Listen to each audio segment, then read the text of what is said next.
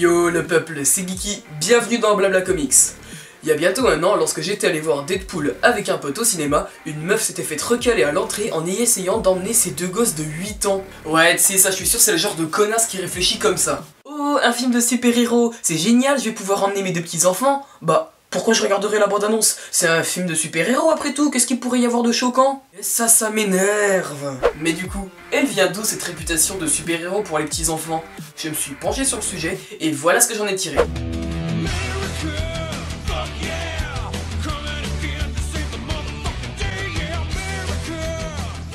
Non mais sérieux, c'est quoi la mentalité de certains parents? Je vais me mettre à faire des spots publicitaires pour arrêter ça. Oh, salutations. Vous aimez maltraiter votre enfant mais vous pensez que les super-héros sont faits pour lui? Laissez tomber, offrez-lui plutôt le jeu FIFA 17. Vous pourrez ainsi le berner en lui donnant l'illusion qu'il joue à un tout nouveau jeu avec une nouvelle expérience de gameplay.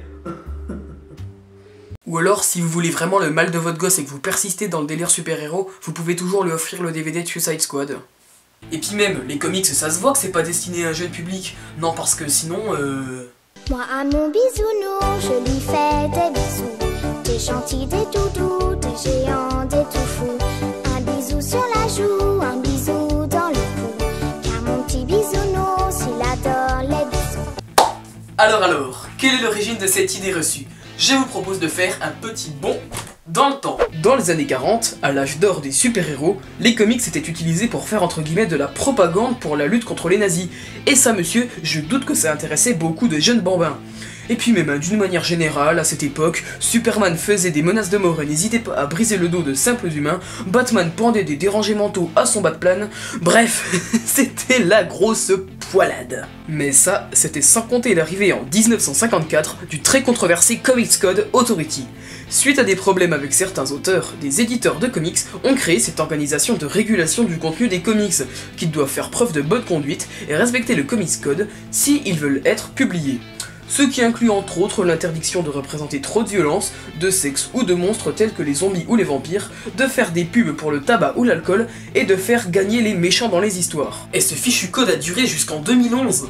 2011 putain, c'est tout récent. Bon alors il y a eu plusieurs changements et modifications au cours des années, mais si ça vous intéresse, je vous invite à vous renseigner pour plus de détails sur la plateforme de recherche web qu'on appelle Google. Et si je vous parle de ça, c'est parce que ça a eu une influence sur la réputation des comics.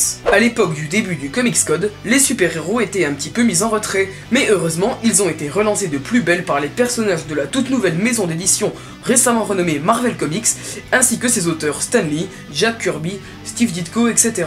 Avec l'apparition des 4 Fantastiques, de Spider-Man, des X-Men, des Avengers et de tant d'autres héros, c'est un nouveau vent qui souffle sur les comics de super-héros. Mais à cause du code qui limite les thèmes abordables et qui oblige à faire toujours triompher les gentils, les éditeurs de comics peinent à faire des histoires vraiment très matures, d'autant qu'ils ne s'attendaient sûrement pas à une telle expansion de la popularité de leurs personnages. Donc leurs histoires plaisaient à beaucoup d'enfants. Vinrent ensuite les années 80 et avec elles de plus en plus de produits dérivés tels que des animés ou des jouets.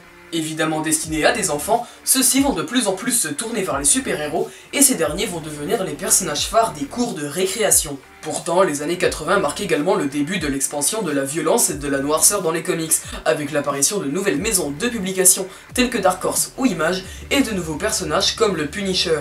Puis les années ont passé et les enfants se sont régalés d'excellentes séries animées dans les années 90, pendant que Marvel et DC proposaient aux lecteurs de comics de plus en plus de grands events tels que Final Night ou Onslaught.